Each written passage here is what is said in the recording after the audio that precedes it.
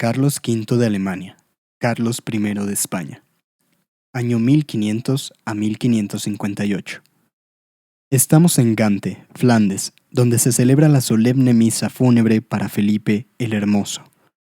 Ante toda la realeza europea, al final de la ceremonia, el toisón de oro llama con gran pompa Carlos de Austria, y la débil voz de un pequeñito de apenas 7 años contesta «Presente».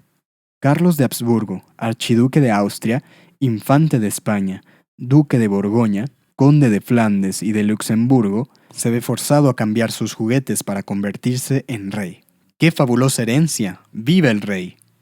Cuando su madre, Juana la Loca, es recluida en el austero castillo de Tordesillas, Carlos y sus hermanas son enviadas a Flandes para que ahí sean educados por tutores, y así Carlos se deja guiar por Chevreuse, casi a ojos cerrados, hasta que cumple 17 años, momento en que podía disponer enteramente del poder. Era un joven tímido, bulímico y frágil, aunque sobresaliente en los deportes, especialmente en las justas ecuestres. Sucede a su abuelo paterno, Maximiliano I, en el Archiducado de Austria, a su pueblo materno, Fernando el Católico, en el Reino de Aragón, y a su abuela materna, Isabel la Católica, en el Reino de Castilla. Por otro lado, su hermano Fernando, 3 años menor que él, se queda al frente de los Países Bajos y después de Austria. Los dos hermanos siempre se entendieron bien y se ayudaron mutuamente, aunque Carlos era quien mandaba. Carlos, el rey más poderoso de su época, ya a sus 17 años tenía una extraña personalidad. Debido a su bien marcado, mentón saliente, su imagen era la de un adolescente indiferente, con terrible mal aliento, causado por sus males estomacales agudos. Pero bajo esa insignificante apariencia surgía ahora su personalidad en potencia. Claro que como muchos gobernantes tenía manías extrañas. Por ejemplo, su pasión por los relojes de pared de los que poseía una gran cantidad. Deseaba oír todas sus campanadas simultáneamente, y por esa razón, a cada hora, corría ansioso frente a ellos como si su felicidad dependiera de ese ritual. Siendo un profundo devoto religioso, empezó a trabajar convencido de la necesidad de reformar la Iglesia. Participó en la persecución contra los judeocristianos, los judíos falsamente convertidos, y se propuso unificar a Europa en el catolicismo. Sus planes se vieron amenazados por Lutero, un monje alemán que, inconforme con los abusos de la Iglesia, rompió sus relaciones con el Vaticano, y con su nueva tesis contra las indulgencias, tomó mucha fuerza entre los campesinos y nobles alemanes, quienes veían la oportunidad de zafarse del clero y de los impuestos sacros. Carlos, el jefe de la cristiandad, en su interior sentía cierta simpatía por Lutero, pues los dos, a su manera, querían purificar a la Iglesia, pero por presiones del Papa se vio forzado a desterrarlo. La convicción de Carlos en cuanto a que la Iglesia, no la fe, exigía una reforma, enfureció a 3 papas durante su reinado de 40 años. Así que estos prefirieron aliarse con sus peores enemigos, hasta con los infieles turcos en contra de él. Carlos organizó 4 dietas, concilios, en Alemania con los clérigos y jefes de Estado, y cuando Lutero asistió a uno de ellos, Carlos intentó llegar a un acuerdo con él, pero siempre sin éxito. Ni Lutero ni el Papa tomaron actitudes conciliatorias, y al final, Carlos tuvo que conceder la libertad de credo en Alemania, situación que provocó terribles guerras religiosas. En 1519, Carlos fue elegido por unanimidad emperador y un año después, a sus 20 años, fue coronado con la famosa corona de Carlomagno y recibió la espada legendaria, el cetro y el globo imperial del primer unificador de Europa. Así, el peso de la cristiandad y de una civilización entera caía sobre sus hombros, una carga demasiado pesada para su edad. El imperio que acababa de nacer no era el resultado de guerras ni conquistas, sino que se debía a matrimonios oportunos, a la fecundidad de otros y a los caprichos de la muerte. El joven soberano tenía constantemente que luchar para mantener sus vastos territorios contra enemigos externos e internos. Pero la suerte estaba de su lado. Hernán Cortés conquistó las Américas, y Pizarro, unos años más tarde, el rico imperio de los Incas, en Perú, provocando que durante el reino de Carlos V nunca se pusiera el sol, pues, aunque se ocultara en Europa, brillaba en el nuevo continente. A pesar de que Cortés y Pizarro le mandaron centenas de toneladas de oro y de plata, siempre se topaba con el prosaico obstáculo, la falta de dinero, porque se necesitaba mucho para que la corte, que ahora era imperial, pudiera trasladarse de España a los Países Bajos y luego a Alemania, así como a Italia. También porque debido a su fascinación por España, empleaba mucho dinero para renovarla y para igualarla en prosperidad a Francia y a Flandes. Poco después de su coronación, llegaron malas noticias.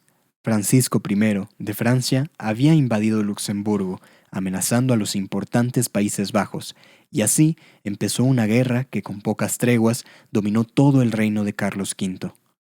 Francisco I, hombre alto y fuerte, que experimentaba gran ambición y gozaba de popularidad, quería rejuvenecer una Francia que había sido muy humillada durante los últimos años de Luis XII.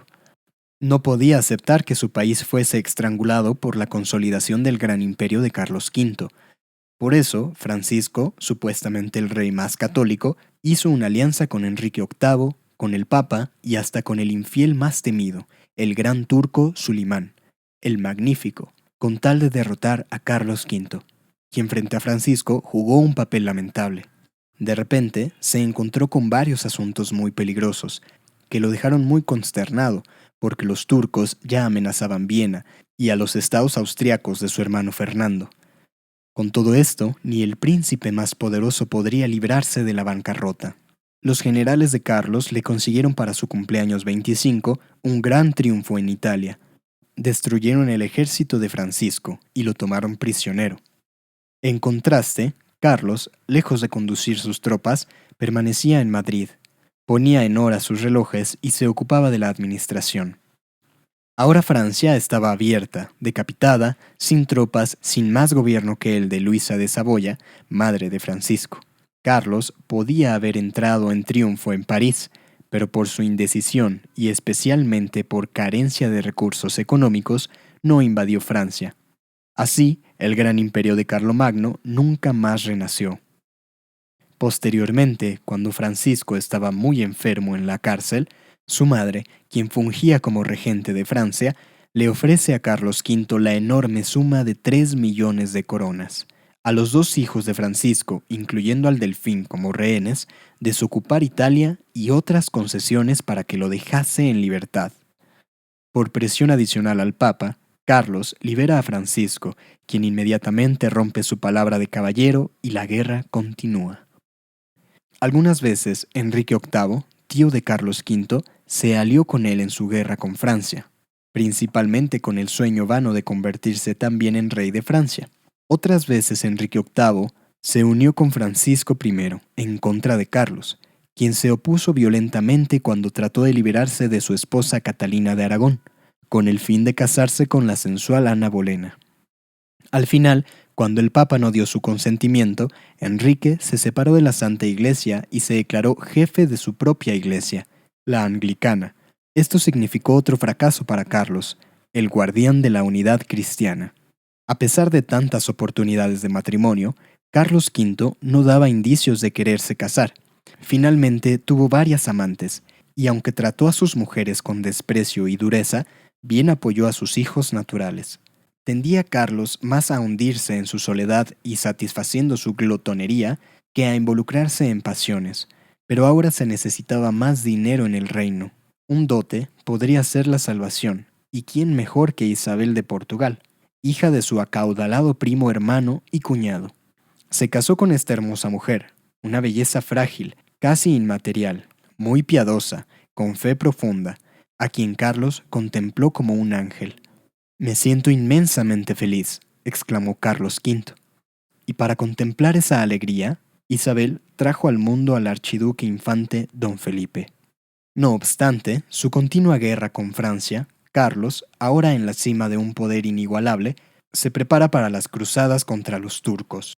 Desde joven, su sueño era reconquistar Constantinopla y liberar Jerusalén de los infieles otomanes. El Papa lo alienta con cientos de miles de ducados y con el acuerdo de coronarle en Boloña, porque Roma todavía no se había recuperado del saqueo realizado por los 14.000 furiosos luteranos alemanes que habían caído como un torrente sobre la ciudad eterna.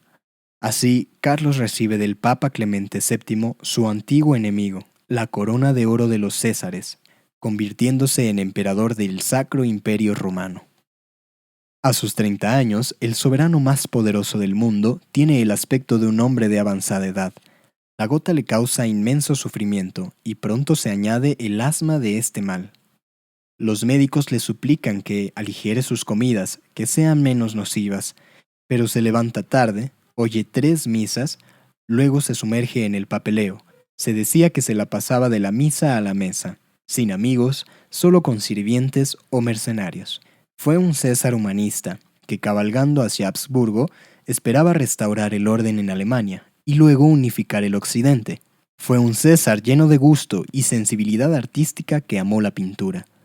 Esos eran los diferentes rostros de Carlos, guardián de las tradiciones medievales, hombre de negocios a la búsqueda de dinero, desafortunado mediador entre las nuevas doctrinas religiosas y la Iglesia, a cuya reforma nunca renunciaría. Ahora, Carlos se volvió obligado a enfrentarse al sultán otomano, Sulimán el Magnífico, para evitar su avance hacia Viena. Consiguió la retirada desordenada de las tropas turcas, pero los barcos de los musulmanes dominaban el Mediterráneo y Carlos los derrotó con gran éxito en Túnez. En estas batallas, Carlos mismo estuvo al frente de sus tropas. Alentado por sus éxitos, decidió atacar a los otomanos en Argel. Ordenó una retirada demasiado precipitada, sacrificando muchos hombres y barcos. Ahí, en su España, todo cambió al lado de su amada Isabel, quien pronto quedó encinta. Carlos acogió la noticia como un mensaje divino, pues ansiaba un segundo hijo, ya que el primogénito Felipe fue lamentablemente endeble y enfermizo. Sin embargo, como ironía del destino, la que muere durante el embarazo es la emperatriz. Carlos, destrozado, se retira a un monasterio. Sus ministros temen que decida quedarse ahí, pero no puede abandonar su imperio a un heredero de 12 años. Sería el fin de la cristiandad. El dolor y la gota han hecho de él, con menos de 40 años, un anciano, y de ahí en adelante se viste siempre de negro. Redacta un Nuevo Testamento en el cual señala los objetivos sagrados que deberían alcanzar sus sucesores: unir la cristiandad, extirpar la herejía, rechazar a los turcos, establecer una paz perpetua. Carlos era vengativo por naturaleza, pero sus decepciones y sus sufrimientos físicos acabaron por hacerlo cruel. Se había convertido en el emperador errante, y a pesar de sus males, ya no iba a cesar de trasladarse de un país a otro. Se sentía culpable por el trato bárbaro infligido a los indios en América, el cual era contrario a sus órdenes y a las del Consejo de Indias. El emperador aprobó que llevaran a las Américas 4.000 negros capturados en África para que colaboraran con los indígenas en los diversos trabajos que les eran asignados. De este modo, el campeón del cristianismo fue el primer responsable de introducir la esclavitud en el nuevo continente. Cuando su hijo cumplió 16 años, le dejó la responsabilidad de España y del Nuevo Mundo, para él encargarse por completo de los asuntos religiosos en Alemania.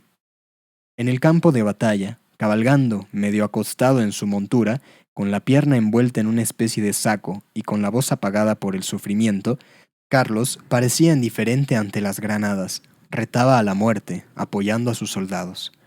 En casa, nuevamente, ya solo soñaba con entregar la antorcha. Se la pasaba trabajando, orando, atendiendo sus enfermedades y comiendo más que nunca. A los 56 años, abdica y le transmite a su hijo la corona de Castilla, Aragón, Sicilia y las Indias. Dedicó el resto de sus días en el campo a la penitencia, pero nadie comprendió por qué el sucesor de Carlomagno abandonó en plena tempestad el más vasto imperio formado desde los romanos, provocando que sus enemigos lo calificaran loco por herencia de su madre. Su hijo lo necesitaba, pero Carlos no acudió al llamado, y mejor se dedicó a organizar una parodia de su propio funeral. Vestido de negro, al igual que sus sirvientes, y con un cirio en la mano, asistió a toda la ceremonia ficticia, hasta contemplar su propio entierro. Rogó a Dios por la salvación de su alma, y ofreció el cirio al sacerdote como si depositara su alma en las manos de Dios. Después cayó enfermo, quizá por la misma inactividad que sucedía a un trabajo casi sobrehumano. Su muerte fue fácil, ya todo estaba ensayado. Carlos V, Un hombre de grandes ideales y visiones, fue forzado a enormes responsabilidades cuando el mundo estaba sufriendo el tumulto del inicio de la era moderna, mientras que él todavía trataba tenazmente de adherirse a los estándares de la Edad Media y de Carlomagno. Así, durante su reinado, apenas pudo mantener el gran imperio que había heredado, mismo que se desvaneció después de su muerte.